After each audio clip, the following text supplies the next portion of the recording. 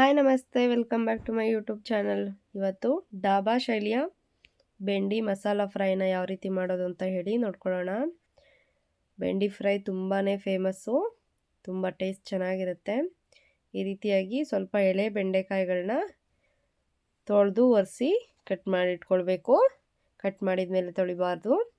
ಇದಕ್ಕೆ ಮಸಾಲೆಗೆ ಚಕ್ಕೆ, ಲವಂಗ, ಕಾಳುಮೆಣಸು, ಸ್ವಲ್ಪ ಜೀರಿಗೆ, ಸ್ವಲ್ಪ ಬೆಳ್ಳುಳ್ಳಿ, ಗೋಡಂಬಿ,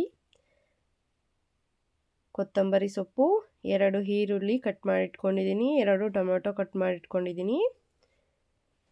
ಈಗ ಒಂದು ಕಡಾಯಿಗೆ ಸ್ವಲ್ಪ ಎಣ್ಣೆನ ಹಾಕಿ ಮೊದಲು ಈ ಬೆಂಡೆಕಾಯಿಗಳೆಲ್ಲ ಚೆನ್ನಾಗಿ ಫ್ರೈ ಆಗಬೇಕು. ಆ ರೀತಿ ಹುರ್ಕೊಳ್ಬೇಕು. ಇದರಲ್ಲಿರೋ ಅಂಥ ಅಂಟಿನಂಶ ಎಲ್ಲ ಹೋಗಬೇಕು. ಬೆಂಡೆಕಾಯಿ ಎಳೆದಾಗಿರಬೇಕು, ಇಲ್ಲ ಅಂತಂದರೆ ಇದು ಟೇಸ್ಟ್ ಚೆನ್ನಾಗಿ ಬರೋದಿಲ್ಲ. ನಿಧಾನವಾಗಿ ಮೀಡಿಯಮ್ ಫ್ಲೇಮ್ನಲ್ಲಿನೇ ಚೆನ್ನಾಗಿ ಹುರ್ಕೊಳ್ಬೇಕು.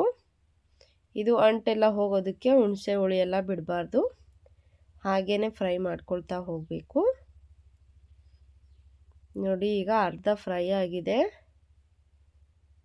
ಇದಕ್ಕೆ ಲಿಡ್ಡನ್ನು ಕ್ಲೋಸ್ ಮಾಡಿ ಫ್ರೈ ಮಾಡ್ಕೊಳ್ಬಾರ್ದು, ಹಾಗೇ ಓಪನ್ ಆಗಿ ಇಟ್ಕೊಂಡು ಚೆನ್ನಾಗಿ ಫ್ರೈ ಮಾಡ್ಕೊಳ್ಬೇಕು. ಸ್ವಲ್ಪ ಟೈಮ್ ಹಿಡಿಯುತ್ತೆ, ನಿಧಾನವಾಗಿ ಮಾಡ್ಕೊಳ್ಬೇಕು. ನೋಡಿ, ಈಗ ಕಂಪ್ಲೀಟಾಗಿ ರೆಡಿಯಾಗಿದೆ.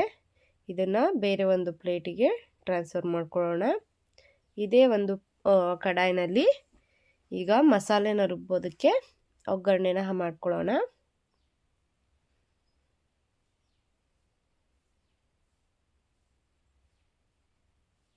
ಪನ್ನೀರ್ ಬಟರ್ ಮಸಾಲಾಗೆ ಏನು ಮಸಾಲೆಗಳನ್ನ ಹಾಕ್ತೀರಾ ಅದೇ ರೀತಿಯಾಗಿ ಕೂಡ ಇದಕ್ಕೆ ಹಾಕ್ಕೊಳ್ಬೇಕಾಗುವಂಥದ್ದು.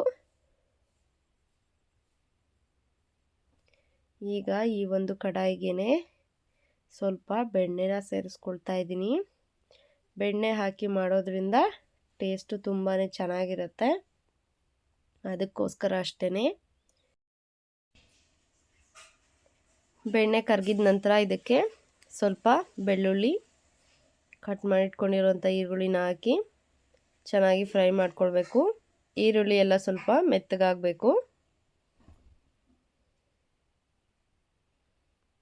ನೋಡಿ, ಈರುಳ್ಳಿ ಎಲ್ಲ ಚೆನ್ನಾಗಿ ಫ್ರೈ ಆದ ನಂತರ ಇದಕ್ಕೆ ಕಟ್ ಮಾಡಿರುವಂಥ ಟೊಮೆಟೊನ ಸೇರಿಸ್ಕೊಳ್ಬೇಕು. ಇದು ಕೂಡ ಮೆತ್ತಗಾಗೋವರೆಗೆ ಬಾಡಿಸ್ಕೊಳ್ಬೇಕು.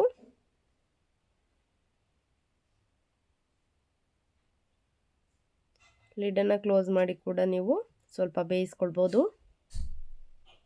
ಈಗ ಇದಕ್ಕೆ ಕೊತ್ತಂಬರಿ ಸೊಪ್ಪು, ಎಲ್ಲ ರೀತಿಯ ಸ್ಪೈಸಸ್ನ ಹೇಳಿದ್ನಲ್ಲ ಅದೆಲ್ಲದನ್ನು ಕೂಡ ಸೇರಿಸ್ಕೊಂಡು ಚೆನ್ನಾಗಿ ಮಿಕ್ಸ್ ಮಾಡಿಕೊಂಡು ಬೇಯಿಸ್ಕೊಳ್ಬೇಕು. ಈಗ ಇದಕ್ಕೆ ಗೋಡಂಬಿಯನ್ನು ಸೇರಿಸ್ಕೊಳ್ಬೇಕು. ಗೋಡಂಬಿ ಹಾಕೋದ್ರಿಂದ ಸ್ವಲ್ಪ ಕ್ರೀಮಿನೆಸ್ 12 ಪೀಸಷ್ಟು ಗೋಡಂಬಿಯನ್ನು ಕೂಡ ಬರುತ್ತೆ ಅಂತ ಹೇಳಿ.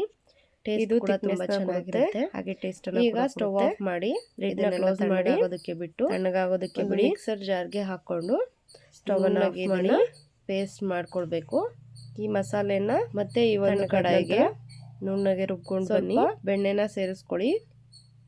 ಈಗ ಒಂದು ಕಡಾಯಿಗೆ ಬೆಣ್ಣೆನ ಹಾಕಿ ಮಸಾಲಾಗೆ ಮಾಡ್ದಾಗೇನೆ ಅದಕ್ಕೆ ಪ್ರೊಸೀಜರ್ ಎಲ್ಲ ಸ್ವಲ್ಪ ಅಚ್ಚಕಾರದ ಪುಡಿನ ಹಾಕಿ ಇದಕ್ಕೆ ಅದಾದ ನಂತರ ಈ ಒಂದು ಮಿಕ್ಸ್ ಮಾಡ್ಕೊಂಡು ಮಿಕ್ಸರ್ ಜಾರ್ನಲ್ಲಿ ರುಬ್ಕೊಂಡಿರೋದಕ್ಕೆ ತಕ್ಕಂತೆ ಪೇಸ್ಟ್ ಅನ್ನ ಹಾಕೊಂಡು ಸೇರಿಸ್ಕೊಳ್ಳಿ. ಚೆನ್ನಾಗಿ ಫ್ರೈ ಮಾಡ್ಕೊಳ್ಬೇಕು ಈ ಬೆಣ್ಣೆನಲ್ಲಿನೇ. ಅದಾದ ನಂತರ ನಿಮ್ಗೆ ಎಷ್ಟು ಬೇಕು ಅಡಿಗೆ ನೀರನ್ನು ಹಾಕಿ ಲಿಡ್ಡನ್ನು ಕ್ಲೋಸ್ ಮಾಡಿ ಚೆನ್ನಾಗಿ ಕುದಿಯೋದಕ್ಕೆ ಬಿಡಬೇಕು. ಇದಕ್ಕೆ ರುಚಿಗೆ ತಕ್ಕಷ್ಟು ಉಪ್ಪನ್ನು ಸೇರಿಸ್ಕೊಳ್ಳುವಂಥದ್ದು.